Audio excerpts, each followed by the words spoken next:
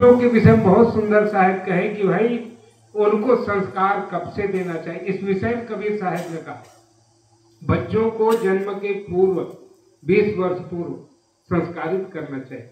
वास्तव में ये पीड़ा संत के हृदय में होती है कि हम बच्चों को कैसा संस्कार दे रहे हैं, कहाँ जा रहे हैं। अभी टीवी के माध्यम से देखे होंगे घटना, एक नीला ड्रम चला और दूसरा राजा रानी कहानी चल रहा है। कैसी दुनिया है। पहले के माता बहनें कितनी सहती थी और सह करके पूरे घर को बांध के रखते थे। अब तो सहना सब छूट गया। वास्तव में परंपरा में अच्छी अच्छी चीजें हैं,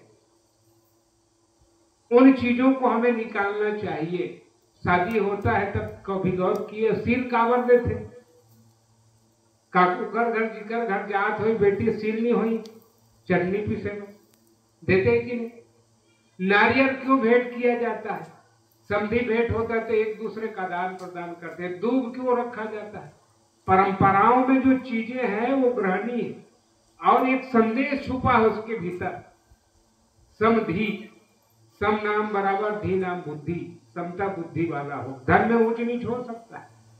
सील स्वभाव को सब साहिब कबीर ने कहा सीलवंत सब सो बड़ो सब रतनन की खान।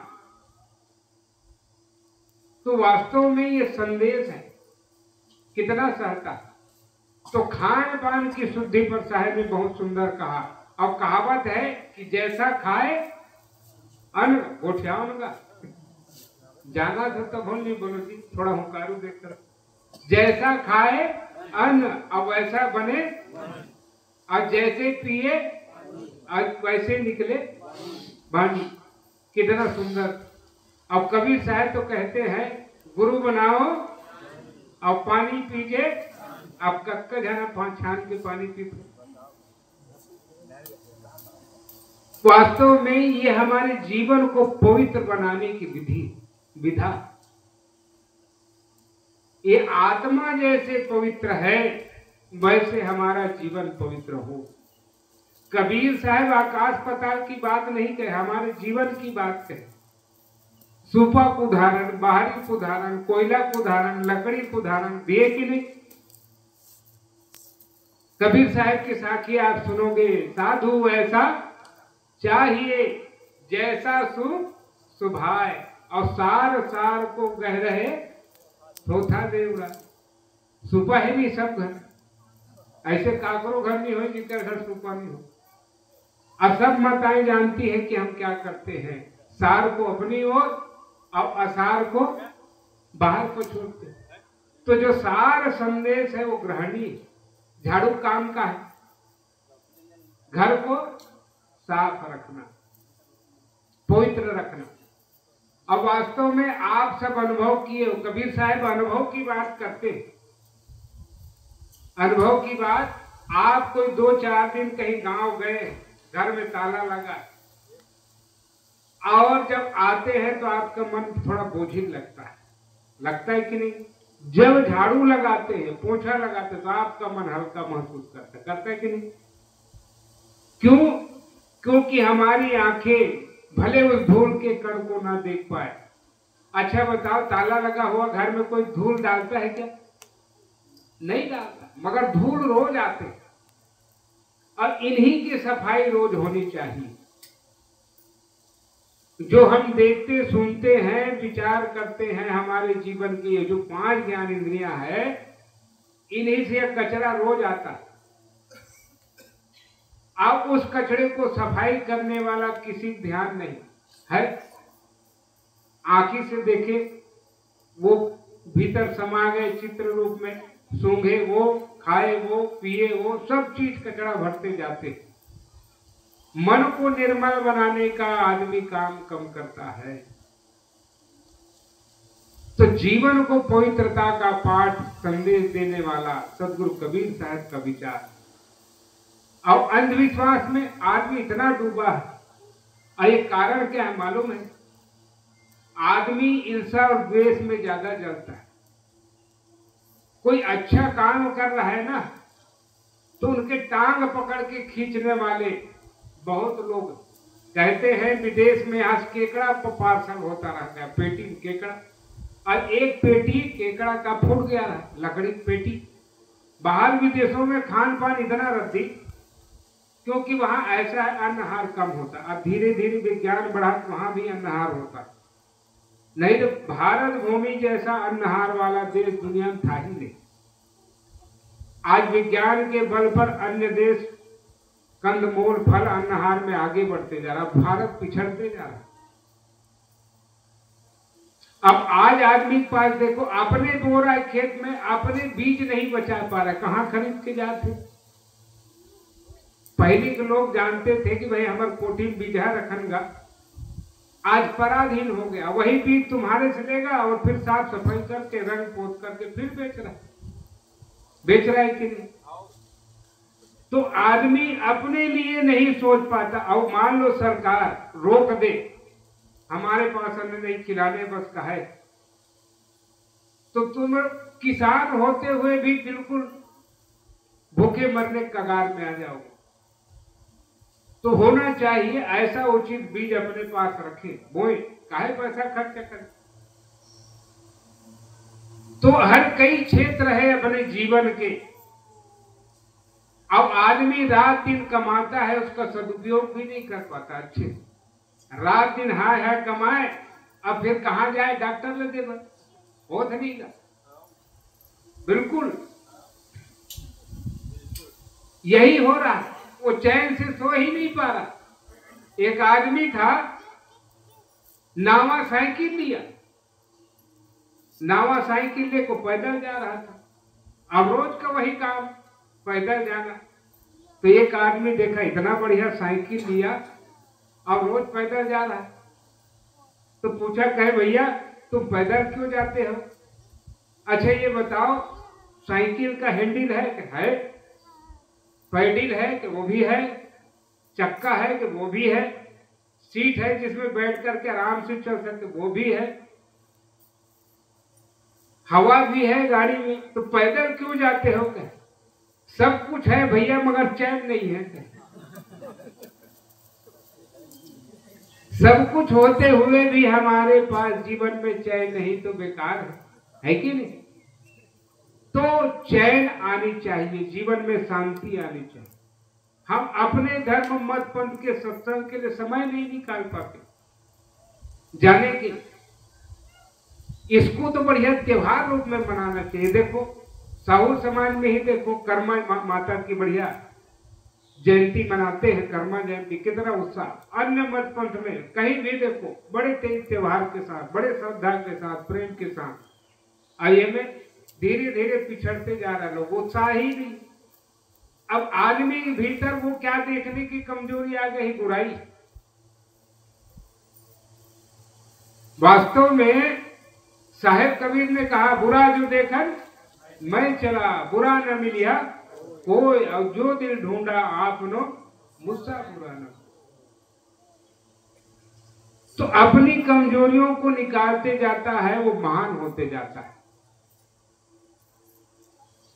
और ये संसार, क्योंकि हमारी आंखें भी वैसी, अपनी ओर नहीं देखता, ये आगे की ओर देखता है, बाहर की ओर देखता है। अपनी ओर देखना जो सीख गया वो श्रेष्ठ और महान होने लगता है। तो कबीर साहब के जो विचार है अद्भुत। अंधविश्वास, पाखंड, भ्रम, आदमी ज्यादा अंधविश्वास में पड़ा। और देहातों में, गांव में भूत प्रेत टोनी टामा ये बहुत। एक माता जी रही, वो माता जी बड़ी कर्मठ रही, संयोग से उसका पति शरीर शांत हो गया, किंतु इतनी सेवा भावी कि उनको और लोग चाहते थे। तो जो अच्छे होते ना, उसके पीछे कोई कोई हो जाता है निंदा करने वाला, टांग खींचने वाला। तो मैं कह रहा था केकड़ा का, तो भारत से पेटी कहाँ जाता है केकड़ा भर करके विदेश में। तो विदेश में गया, कहे भैया और चीजें तो सब चीज इधर उधर हो जाता है, बिखर जाता है, मगर केकड़ा पेटी फूटने के बाद भी घटती नहीं, जैसे तैसे रहता है। क्या कारण है? तो खोज किए तो देखा कि जैसे एक केकड़ा तो बाहर निकलने की कोशिश करता, दूसरा केकड़ा उसका टांग पकड़ के खींचे रहता। तो ये आदमी के भीतर ये संस्कार बैठ गया है। और आप देखे हो ट्रकों में क्या लिखा रहता है, जलो मत, क्या करो, बराबरी करो, मेहनत से सब मिलता है। साहब ने कहा, संदेश दिया, करो भैया बोला आप। तो मैं अंधविश्वास पर एक कहानी सुनाता हूं, ये घटनाएं। तो माता जी रही थी, उनका पति का शरीर शांत हो गया था, मगर सेवा भावी धार्मिक, तो उनसे 2-3 माताएं बड़ी जलती थी। तो उनको हर काम में वो माता को बुलाती थी, काम में आओ सहयोग करो। वो और बड़े श्रद्धा और प्रेम से जाती, सहयोग के लिए आगे बढ़ जाती। तो एक के यहाँ छठी हो रहा था, अब छठी गए तो उनको मिला काम साग सब्जी सुधारने का और सहयोग से मिर्चा कूटने का। अब उसी समय बच्चों को क्या करते माताएं, एक के बाद दूसरे गोदी में देते है कि नहीं। तो माता जी मिर्चा कूट के आई तो कहे कि मैं अभी थोड़ा काम में लगी हूँ, थोड़ी देर बाद में बच्चे गोदी में लूंगी। कहे सब गोदी में लेते जा रहे हैं, तुम भी ले लो। तो झटपट हाथ धोई और बच्चे को ऐसे गोदी में उठाई। तो बच्चा सबके गोदी में जाने पर नहीं रोया, और इनके हाथ और गोदी में तो बच्चा कहा मार करके रोने लगी। अब 3 माताएं पीछे पड़ी रही उनके, देखो ये टोनी कहा लड़का जैसे ऊपर गोदी में रोने लगे। उनके साथ में एक और माता रही। अब उनके पीछे पूरा लोग, जनता उस बात को विचार नहीं कर पाए, खोज नहीं कर पाए कि कारण क्या है। अब उनको ताना मारने के लिए 3 माताएं पीछे लगी रही, उनको अपमानित करने के लिए, सताने के लिए। तो हुआ क्या, तो उनके साथ में जो माता थी उनको पता चला, गांव मीटिंग हो गया। मीटिंग हुआ तो कहे कि ये टोनही है, छत्तीसगढ़ में टोनही परंपरा, और पुरुष हो गए तो भूतहा है। तो ये अंधविश्वास आज भी भरा पड़ा।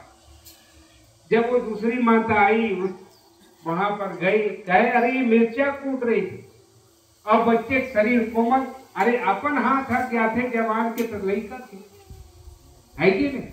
तो ऐसे ही आज भी अंधविश्वास में भूत प्रेत टोनही डामा के नाम से माताओं जिंदा दफन कर देते, लोगों को जिंदा काट देते। इन्हीं बातों को साहेब कहा कि अंधविश्वास, पाखंड, भूत प्रेत, देवी देवता, भुइया भवानी न पढ़ो। हमारे प्रारब्ध बलवान है तो हम सुखी होंगे। इसलिए कर्म सुधार पर कबीर साहब जोर देते हैं। कबीर साहब का सिद्धांत ही यही है, कर्मों के सुधार। और जीव ही श्रेष्ठ है। जीव निकल गया सब बेकार।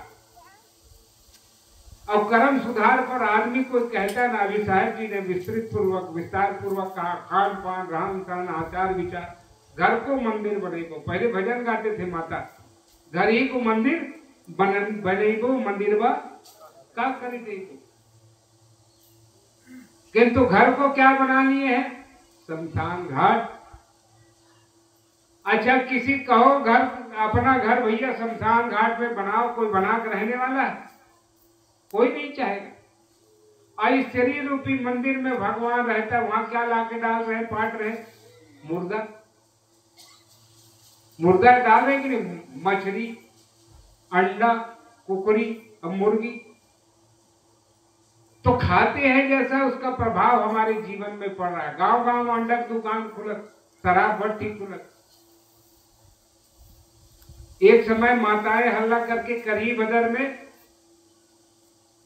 शराब भट्टी बंद करवाए।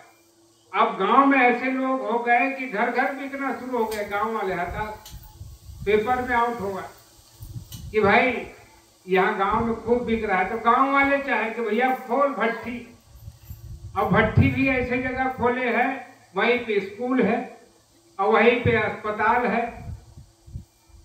सारी चीजें उपलब्ध। पियो और लुढ़क जाओ, हॉस्पिटल में भर्ती हो जाओ। तो ऐसी दीन दशा, आदमी सोच कितना गंदा होता जा रहा।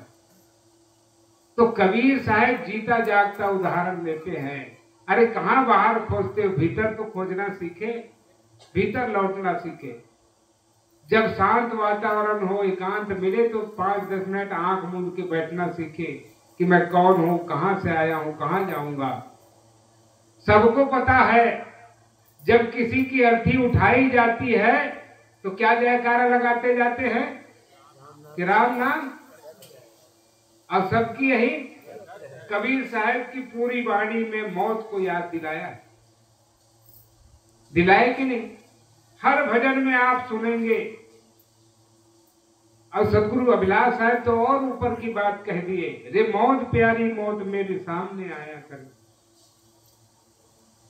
मौत को याद करने से हम बुरे कर्मों से बचेंगे, किंतु सब भुला है। कभी किसी के मन में राम नाम का स्मरण होता है या फिर मृत्यु की याद होती है? नहीं, कोई याद नहीं करता, होता ही नहीं। बस शरीर ऐसे ही बना रहेगा, ऐसा लगता है रोज मरते हुए देख रहे हैं, किंतु मन में हमें मृत्यु का भय नहीं होता कि मरने के पहले हम ऐसा काम कर जाएं। साहब ने कहा, कबीर हम पैदा हुए जग हंसे हम रोए, ऐसी करनी कर चलो हम हंसे जग रोए। लोग हमें याद करें कि हमारे मरने के बाद कि भैया वो थे तो कितने अच्छे थे, किंतु लोग उनको गाली देने, सब एक दूसरे गाली देने में लगे, बने हो इनका मर के सारे हैं, कहते हैं कि नहीं। तो काम अपने जीवन का ऐसा करो कि लोग तुम्हें याद करें। ये संदेश साहब कबीर का। सौभाग्यशाली है कि हम सदगुरु कबीर साहब का विचार मिला, तो उनके विचारों को हम आत्मसात करें और अच्छे से जिए। उदारता, आज धीरे धीरे आदमी के भीतर उदारता घटते जा रही, और इसीलिए आदमी पिछड़ते जा रहा। अब कहा गया है कि उदार चरिता नाम वसुधैव कुटुंबकम, जो उदार चरित वाले होते हैं उनके लिए सारा संसार परिवार है। अब आज आदमी का पड़ोसी से नहीं बनता, हर आदमी ईर्ष्या की द्वेष में, राग द्वेष में जल रहा। काकड़ों बढ़ती नहीं देखे होते कि नहीं। मैं ज्यादा कहूं कहानी लंबा हो गई। हमारे बीच और मूर्धन्य संत हैं, उनके हम विचार सुनेंगे।